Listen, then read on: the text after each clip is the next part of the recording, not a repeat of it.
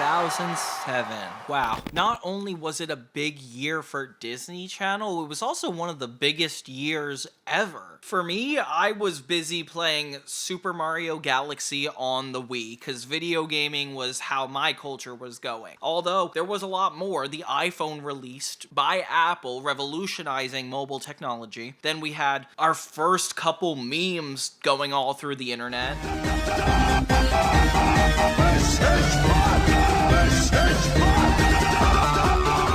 A lot of people going to the movies and TV for some of their most important experiences. The blockbusters of that year were Pirates of the Caribbean. There's not been a gathering like this in our lifetime. And I owe them all money. Spider-Man 3, Shrek the Third, and then Harry Potter was definitely dominating. That was also the year the Simpsons movie came out. How did the pig tracks get on the ceiling?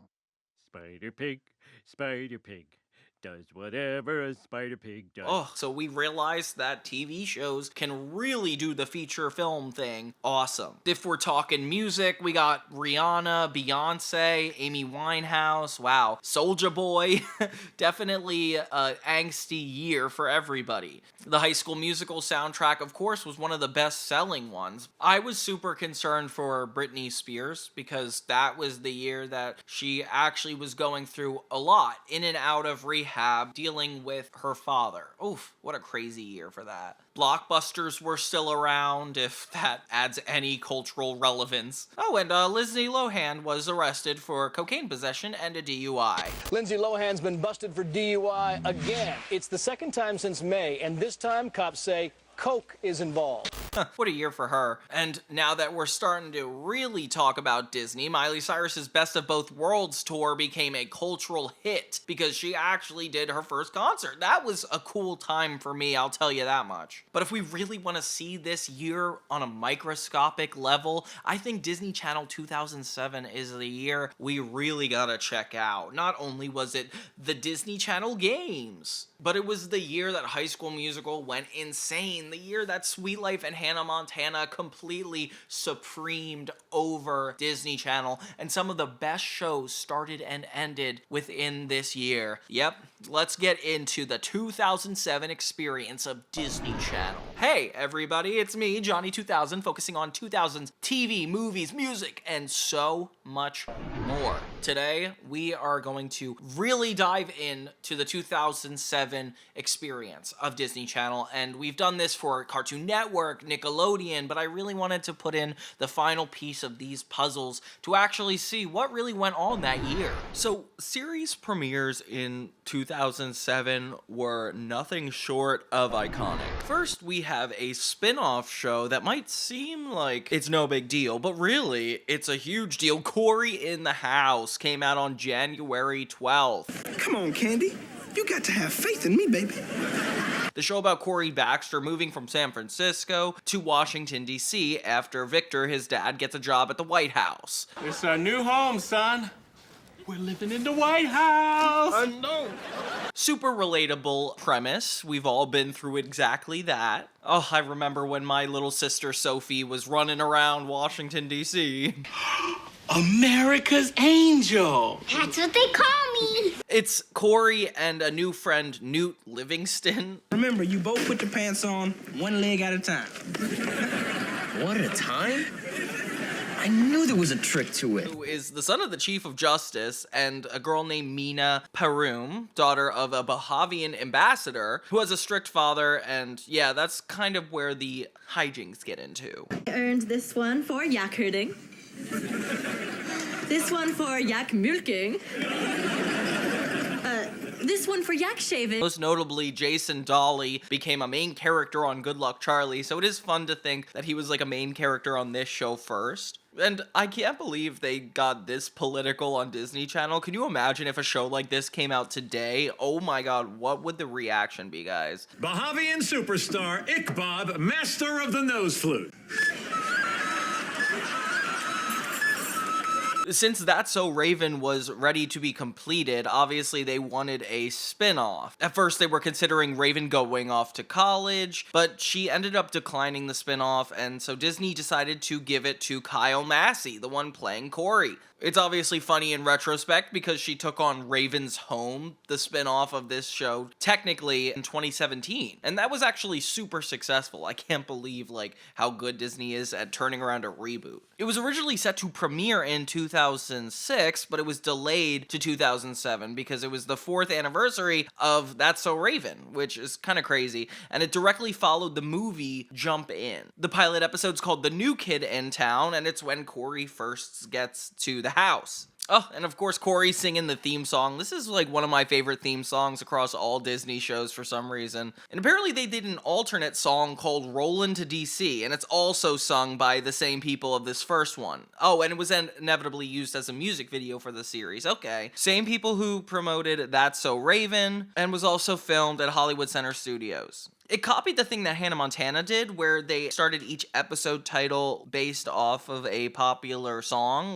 There's an episode called We Built This Kitty on Rock and Roll, a parody of We Built This City. I think one is Smells Like School Spirit, and that obviously parody Smells Like Teen Spirit. And it's funny because Madison Pettis is actually missing in a couple episodes of the first season because of her appearance on that movie, The Game Plan, with Dwayne The Rock Johnson. Oh my gosh, what a 2007 year. Oh my gosh, and they got Johnson to come on to Corey in the House. Not a surprise. I hope I'm in the right White House. This is it. Wow, these cross promotions. Then in August, we actually got a sneak preview of a brand new show, and this one's a cartoon, Phineas and Ferb. The episode originally aired as a preview after the premiere of High School Musical 2 on August 17th. So that must have been a huge day for the Disney Channel.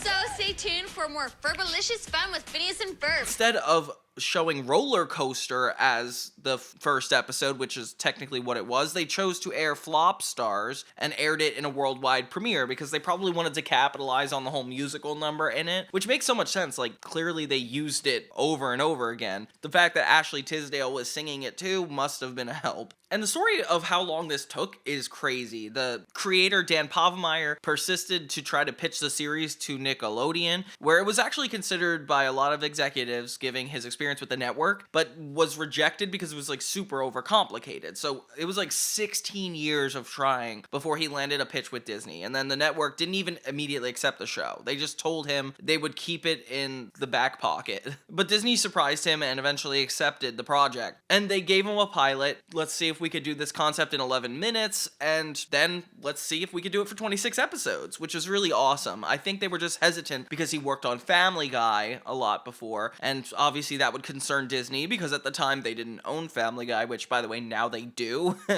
But yeah, they were worried about their look onto families. But the Disney Channel vice president, Adam Bonnet, was a big Family Guy fan, so it actually helped him get it. They accepted it in 2006, and then Povenmire and Marsh turned their attention to Disney Channel's overseas markets. They made a whole pilot with just Povenmire's voice. There's 104 days of summer vacation before school comes along just to end it.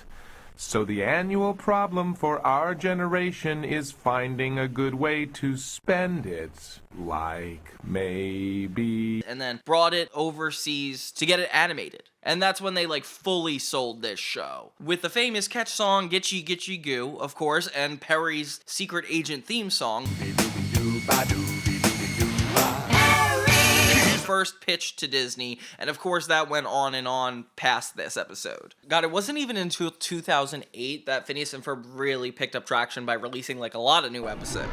Weirdly enough, I get requested this next one fairly often. In August 26, 2007, we had the premiere of As the Bell Rings. Oh my gosh, it's this 5-minute show with episodes going so short, and it was in between actual TV shows like Lizzie McGuire, Sweet Life of Zack and Cody, and of course starred Demi Lovato. Woof. Did you know this show was actually based off of an Italian series? It was called Quelli dell'Intervallo. I'm Italian, I don't even know how to pronounce that. It's just a show about kids chatting and getting into unexpected situations while at a small window of time in school. And it was super successful. Literally 341 episodes over 7 seasons in Italy. Like, can you imagine this being so successful that it did 7 seasons in America? I don't think any show's ever done 7 seasons. Not even The Sweet Life on Deck. They didn't commit that much time to it. It's just like the girl Charlotte having a crush on this guy named Danny, and their feelings for each other are constantly shown, but they never admit it until Charlotte moves away at the end of season 1 due to Lovato filming Camp Rock and starring in Sunny with a Chance. So there's no surprise this was put on the back burner. Then in October, we got a brand new show that would cement Disney Channel's legacy furthermore into the future, and let's just say it's Wizards of Waverly Place! Yes, October 12th, just in time for Halloween. As they've done traditionally throughout the years, Wizards of Waverly Place has some way of coming back throughout the October of every year. Justin, stand up. Forget about me, Alex. Save yourself. Seriously, Justin, just stand up. Okay. They're building on the success of Raven, Hannah Montana, so it's no surprise they got a writer from the first season of Hannah Montana, Todd J. Greenwald, to make the pilot and make the show centered around a family of wizards. It was set in a fictionalized version of Waverly Place in Greenwich Village. I'm not sure if you guys heard the lore behind this, but it started out as the Amazing O'Malleys, and they were just gonna produce the pilot. Bonjour, brother! The show went through a number of changes when it came to writing and casting throughout the development process, and they even rewrote the pilot. Adam Bonnet, who was the head executive at Disney at the time, really cared about the influence of old sitcoms like Bewitched and I Dream of Jeannie, which were also ultra-realistic shows. My master is such a sweet, darling liar. Kind of a really fun idea that was just guaranteed to work. They were already aware of Selena Gomez from her guest roles on Sweet Life of Zack and Cody, and they saw her when she was 12 in Texas, which is kind of crazy they remembered her for so long. They knew they wanted her to star in a full series, but they weren't sure what. They ended up doing more than one being a series spin-off of Zack and Cody called Arwen, which would have been awesome. The pilot could be found online somewhere. I feel like this is just one of those leaks that we're never gonna figure out. And yeah, it definitely lost to the new Wizards of Waverly Place, which makes sense in retrospect. One of the directions they were gonna go in was set in a magic store featuring 2 siblings instead of 3, and it was Jordan and Julia. All the characters were originally named Brooke, Sully, and Max O'Malley when it was the O'Malleys, until they did a complete rewrite and finally ended up with Wizards. They made sure to make the kids mixed race, which was actually kind of cool for the time, and purposely had Selena Gomez on Hannah Montana to promote this series. Oh, see, that is something I never knew existed. Miss Hannah, I'm taking all your banners. They aired the crazy 10-minute sale this month as its official first episode, but then the pilot they actually filmed, You Can't Always Get What You Carpet, came out as episode 5 or 6, which is kind of crazy to think about it. Season premieres were also a pretty interesting time for Disney Channel. We can't talk about the new and old shows without talking about the things that were constantly keeping it at its peak. I am not just good, I am scary good. For example, in April of 2007, we had Hannah Montana Season 2's premiere, which is the longest season in the whole show. It's very, very known for having the most guest stars, for being what actually lifted Hannah Montana into the zeitgeist of popularity. Hannah Montana! And Michaela!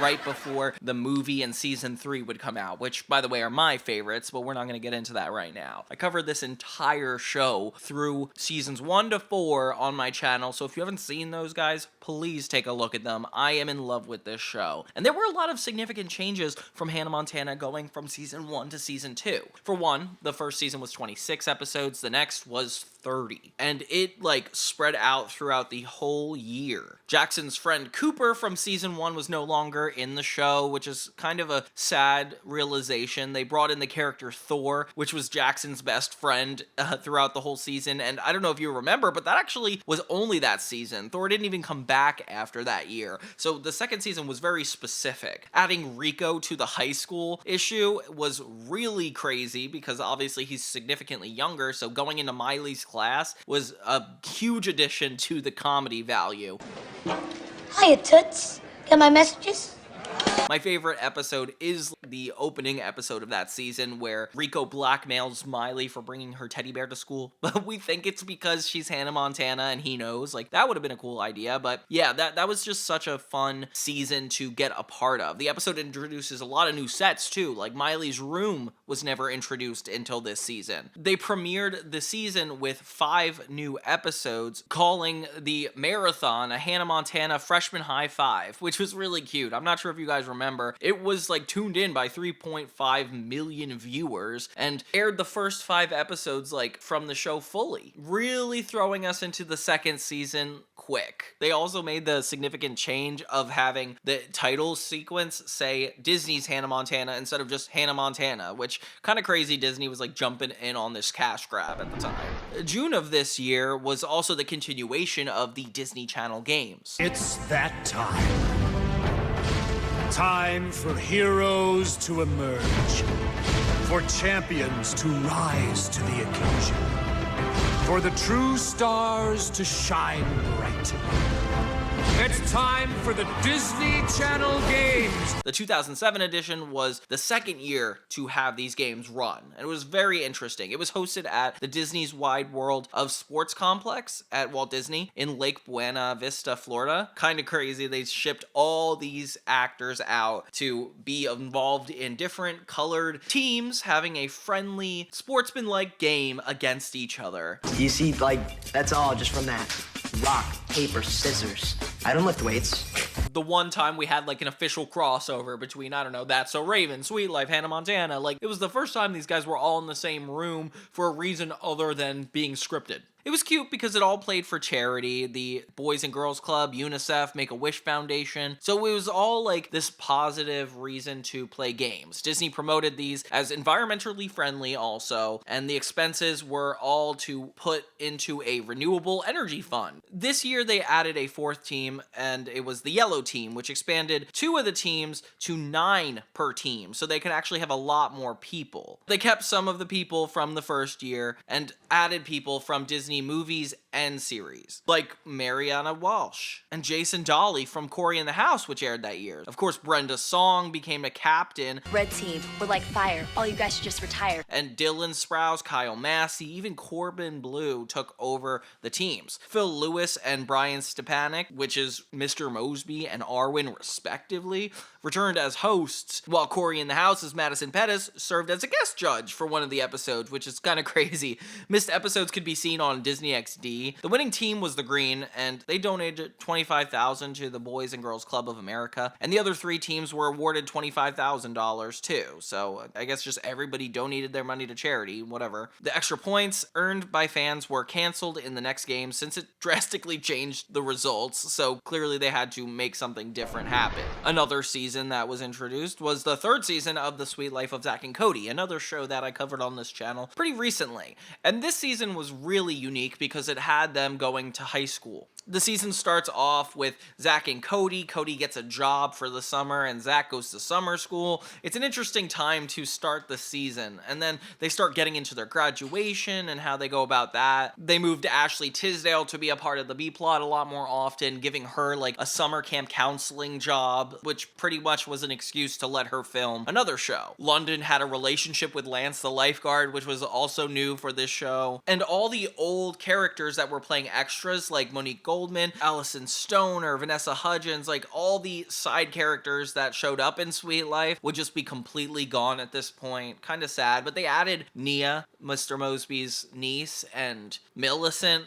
a part-time employee that fills in for Maddie. Puffs, crispy bar, twisty puffs, crispy bar, twisty puff, crispy bar, twisty puff. Okay, that's it. It's because of you people that I wake up in the middle of the night screaming. There's a lot that changed in this time. But unfortunately, we have to talk about series finales, shows that had went on for just long enough and then were finally killed in 2007. One of them was a really interesting show, American Dragon Jake Long. It went on for 2 seasons, about 52 episodes, and it was set in New York City. And it was an animated series about a Chinese-American boy, Jake Long, and he has to balance his ordinary childhood with the ability to change into a dragon. It's kind of like that stereotypical double life premise with a Chinese cultured twist on it. Very cool when East meets West happens. Like, it reminds me of my favorite show, Shaolin Showdown. By the way, guys, check that show out. That's awesome. But yeah, a lot of people are fond of this show. Like, looking back in history, it was so cool to see all the comedy they were able to incorporate with it. But don't just enjoy the cupcakes. Enjoy each other. Because mortal enemies or not, you never know when you're gonna be ripped apart by the hands of fate, never to see each other again. The final episode is called The Hong Kong Longs, and it has the original family taking a trip to Hong Kong for summer vacation, and the episode is a huge reveal that the real reason for the trip is to go to the Dragon Council's 1,000-year toast. This finale has a lot of really fun twists, with Jake getting accused of a crime, and I don't really want to get into it unless you guys have seen the show, but this aired on September 1st, 2007, and it was officially the end. Reruns of the show continued to air through Disney Channel late night, every night at 1:30 a.m., which, yeah, we were all up watching kids' cartoons at 1:30 a.m. that year, weren't we, guys? But that's not the only cartoon that ended that year. On September 7th, Kim Possible also came to a conclusion after 4 seasons. You may have heard this in the past, but Disney Channel kind of has this rule where they keep things at a 3-season maximum, with about 65 episodes, give or take. Some things get stretched off, some things get stopped. It's interesting because Kim Possible is the reason this didn't even happen. They were supposed to end in 2005, but because of the movie Kim Possible, So the Drama, the success was so intense that the popularity overseas just pushed Disney to just do a 4th and final season. 22 new episodes that would actually respond to the series' success. And yeah, it was the first time something like went viral and actually brought something back online, which is kind of crazy. Like, a cult following at the time was very, very rare. It was also the first Disney Channel series to even surpass 65 episodes. It initially appeared exclusively on the Disney Channel website until they actually brought it back in February 2007. So it's kind of like it ended and came back for a little bit. Weird. But they got an official finale, a 2-part episode called Graduation, that ended the show a really dramatic note on September. And it's sweet because Kim and Ron's last year in high school, but also like still dating. Oh, such a good way to end the character arcs. Kind of annoying though, it was separated into 2 separate episodes instead of like one 1-hour special. I guess that was before they started making that go on normally. In addition to the cartoons, it was also the end of the 4th season of That's So Raven in November. There was a record-breaking 3rd season, and of course season 4 just only made more firsts for Disney Channel, reaching actually like 100 episodes, and that wasn't even met again until October 2011 with Wizards of Waverly Place, so it would be kind of crazy. There was specifically a continuity error regarding the final 3 episodes, since they aired the spin-off Cory in the House before they were like completely finished. So we talk about the episode Where There Is Smoke. The final episode aired after Cory in the House was introduced, and it's like a really deep-seated episode rooted in like a real thing going on. And though it was the final episode produced, it literally got mismatched with Cory in the House, and I remember having like questions about that when it came out. Like, as a kid, we were very perceptive at the time of like continuity and how things were working, so it is interesting that Raven kind of had a clunky ending. But hey, sometimes the best shows do. You know, the end of Drake and Josh was similar, where they had the 2-part finale and then 3 episodes after it. Like, I don't know if they think we're stupid, but we all picked up on that at the time. Remember, guys? You remember. Now, if we're talking Disney Channel, there's one unique thing that they had that no other channel was really thriving in at the time. Something that Disney itself has always thrived in, and that is movies. Yes, the DCOMs of 2007 were just as important as their TV shows. If anything, that's probably why they produced produced a lot less shows than they did movies. They knew that their bread and butter would not just be the original series, but the original movies. 2007 specifically was a great year. Like, for example, we had some movies coming back, like the movie Twitches, releasing in 2005, had its sequel in 2007, Twitches 2. Of course, this was perfect timing because Wizards of Waverly Place was also coming out this year, so October was just filled with all of this promotion for that. And it has the characters tracking down their father in this new movie. Oof, really interesting. Yeah, and this was special because it was the first trailer release for High School Musical 2, which, as we know, was a huge deal that year. For 15 years, this was the last non-musical Disney Channel movie sequel to be produced. So Twitches 2 was definitely a big deal that year. But hey, that was later in the year. Let's go back a little bit. For example, June 8th, 2007, we had this movie called Johnny Capahala Back on Board. I didn't have such a huge relationship with this movie, nor do I even remember it. I just know that Jake T. Austin was one of the main characters, probably his debut into Disney. Little did I know, this was a sequel movie to something called Johnny Tsunami, which is the same main character, just in a surfing competition. His name was Johnny Tsunami, and this was like a sports drama film from 1999. So it's crazy to think that they brought this back 8 years later, and instead of having him be a snowboarding champion, oh my gosh, another one. This kid is good at a lot of sports, it seems. They have him being a skateboarder.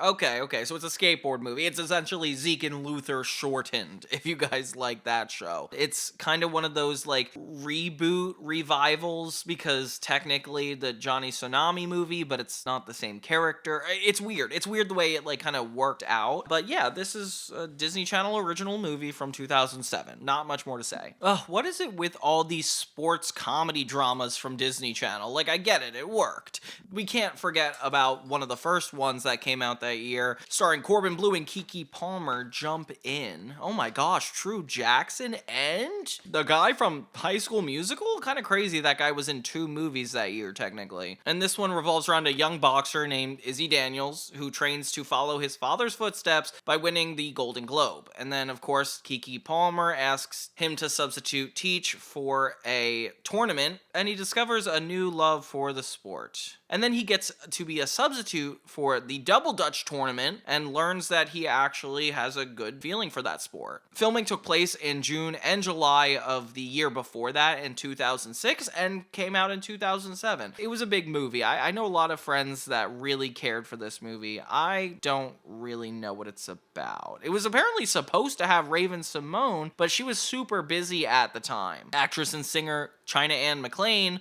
was supposed to have a role in the film, but instead starred in the television series Tyler Perry's House of Pain, which is kind of interesting that she would have almost been involved in that. Different titles were going to be named for this movie. It was going to be called Jump, or Jump In, or Jump Start, which is funny because I feel like Jump Start is literally the name of a preschool video game series. That would be crazy if they named it that. And they were close to naming it that. Kind of crazy. This movie actually broke the record that was set by the Cheetah Girls 2 of the highest rated DCOM premiere with 8 million viewers. But of course, another movie would completely demolish that title literally within the same year. August of this year, we got High School Musical 2, one of the biggest Disney Channel moments ever, with not only beating the 8 million record, 17.2 million people tuned in to see High School Musical 2. So it takes place after the first event. Obviously, Troy and Gabriella and the Wildcats, they're all finding summer jobs at a country club. Super rich and super awkward considering that Sharpay, the main villain, is the one who owns the country club. They end up recruiting Bolton for a talent show performance and separating him from all of his friends. It's a really heartfelt movie with a lot of good musical numbers. I would argue even better than the first movie. I don't know who's gonna be controversial about that in the comments, but hey, they filmed in Utah and it was all about leaving school and going to the surf. Their opening number, What Time Is It, ended up reaching number 6 on the Billboard Top 100, which was even crazier at the time. The film and soundtrack received so many positive reviews from critics critics and audiences, and it was considered a huge success compared to its predecessor, which is insane. They ended up even actually making 2 different theatrical productions, a 1-act, which was like a 70-minute version, and then a 2-act full-length production. This stage production includes another song called something I cannot pronounce.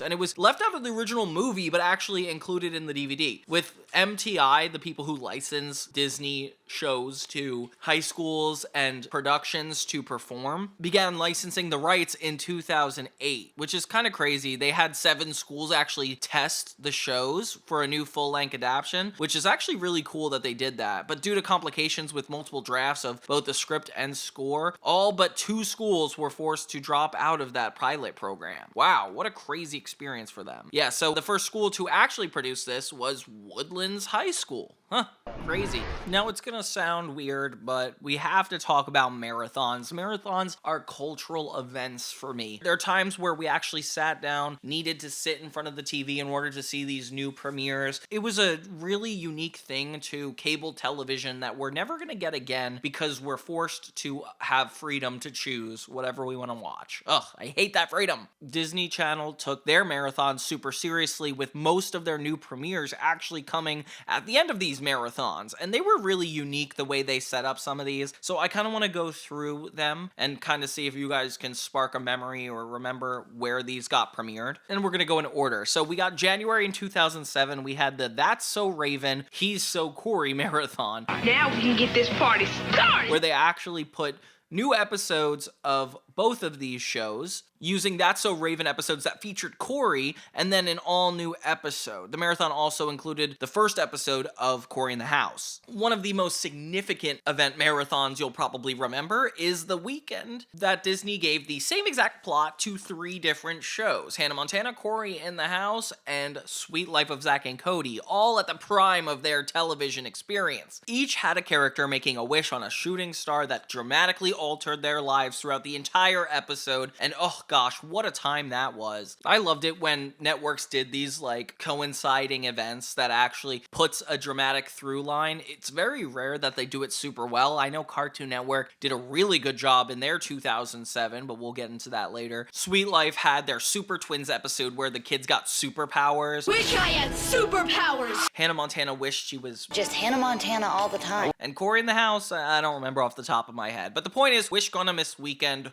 great time. Of course, we talked about this already, but they had this thing called Witches and Wizards Night, which had the premiere of Wizards of Waverly Place and Twitches 2, the historic moment of October 2007. Colonel Explodus! What are you doing? Jake, you play a wizard. You're not a real wizard. I know, but the spellbooks make it look easy. Then, of course, Sweet Life had a couple marathons this year, which was kind of funny. In December, they had an all-day one where they actually leaded to the new episode starting at the end of the day. That's when they premiered the new season 3 episode, Tipton Online, so it was a pretty memorable holiday. Others that I couldn't actually find further information on include like a Valentine's Day Crush marathon, which was done on literally every network, a Chinese New Year celebration, probably relevant to the Jake Long series, a summer vacation celebration, which was more Playhouse Disney, and then Rock Block, which is Dwayne Johnson being on both Corey in the House and Hannah Montana at the same time. I didn't realize those episodes coincided, but hey, that's interesting. They had a Snow Day series and a Happy You Year. Oh, okay, interesting. Disney really got into the rhythm of what they were trying to do when they hit 2007, that's for sure. Now let's talk about video games. This is gonna be a little interesting and confusing, maybe, because Disney, outside of being a channel, was also a movie company, theme park, so there's a lot of Disney stuff that coincides that didn't necessarily have to do with the channel. In March, they had the release of Meet the Robinsons, the video game, in North America, based off the movie, which was a really cool movie. I don't know if you guys have seen it, but it's about like this kid that goes to the future. Oh gosh, I don't even want to spoil anything, so just check that out. Maybe you've forgotten, I'm a time cop from the future. Should be taken very seriously.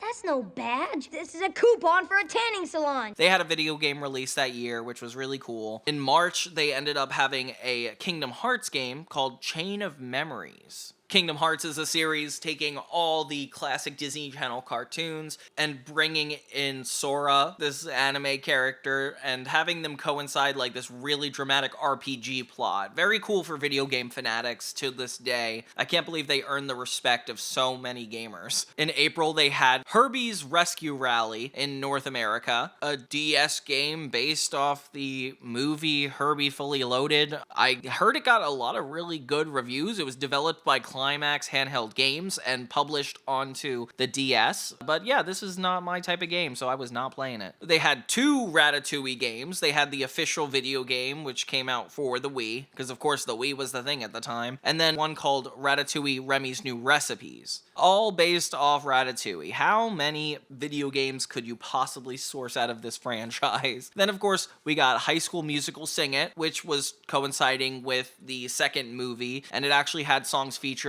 on both movies. And it's like this karaoke singing game, which kind of fell under the category of like a rock band or a Guitar Hero series, except for just singing. So yeah, if you were a teenage girl and had a Wii at the time, you were probably playing this game. Then they had Cars Mater National Championship in North America. They had Disney's Kim Possible's Global Gemini, which was the DS. Cool. I didn't realize there was a Kim Possible game that came out that year. That's kind of cool. They had a couple games in their past, like a bunch of Game Boy Advance games, and it looks like they were just as involved in the PlayStation 2, Nintendo DS, and Windows. A couple of Pirates of the Caribbean at World's End video games, like for the Nintendo DS, the PlayStation, Xbox. Wow, this was such a time for video games, honestly. 2007. Disney Think Fast and Disney Friends, the Nintendo DS and Wii game. Okay, interesting. Some of them are like trivia type games, which seem really fun. I don't remember actually playing any of these, but I definitely saw them at my friend's house, that's for sure.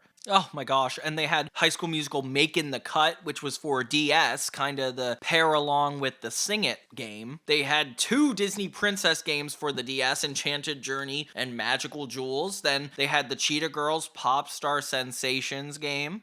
They released the Sweet Life of Zack and Cody Circle of Spies, which wasn't the first Sweet Life of Zack and Cody video game. Kind of interesting that it got released for the Game Boy Advanced. Oh my gosh, and then the movie Enchanted had a DS game. Wow, what a year for video games, that's for sure. Disney, you are seen. Now we're going to move on to my personal favorite, the home media section. DVDs. I love the idea of taking home your own personal copy of the episodes of your favorite shows. It's not just reeking of the 2000s, it's reeking of ownership. The feeling when you actually look at a TV show and explain how it's a part of your identity. Like for me, I have the DVDs, which is weird because Disney Channel, oh gosh, guys, they had such a weird way of releasing DVDs. Like they didn't do season sets, they did a bunch of like various episodes of their choice, 4 or 5 of the weirdest episode choices ever, and they would just send it to you to take home. For example, we start in January with the That's So Sweet Life of Hannah Montana DVD, and if you know, I am not a big fan of this crossover. The fact that they brought it to DVD, great. Episodes of the other shows all had their own DVDs, so fine, that's totally good. It was called the Mixed Up Mashed Up Edition. I see this DVD cover art in my dreams when I think about going back to Blockbuster. Oh gosh, what an old time. They got Jump In on DVD after they released the movie, which was kind of interesting. It was called Jump In Freestyle Edition. At the time, they were pretty big on DVD extras. They had a Keke Palmer's music video, a behind-the-scenes featurette, and the making of that featurette. Yeah, what a time. I always wondered what made a freestyle edition of a DVD a freestyle edition. I guess it's just a couple music videos. Oh, this is when they only did like 4 episodes on a disc at once. This is one of Hannah Montana's earlier releases with 4 episodes from the original show, from the first season. The Sweet Life released a DVD called Sweet Sweet Victory, which I also saw on Blockbuster's doors. And on both of these, you'll find a promo for Meet the Robinsons, Halloween Town. It's crazy how Disney coincided all of their releases. I think Cory in the House also had its only release, Corey in the House All-Star Edition, for which they had trailers for the Sweet Life of Zack and Cody's Sweet Sweet Victory. Oh my gosh, what is this world we're living in? Theirs is interesting because they ended up keeping the episode with Raven in it, That's So in the House, and the Dwayne The Rock Johnson episode. Okay, 4 episodes for the Corey in the House video too. Just gonna mention this because I have a big love for the Muppets. The Muppet Show Season 2 was released, which, as you know,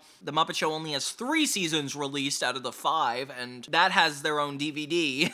It's cool though that they were like releasing this on DVD. Hannah Montana also released a second DVD this year containing a bunch of season 2 episodes, including the Achy Jakey Heart 2-part special, which was kinda cool. And then, of course, only 2 more episodes because they could only fit 4 here.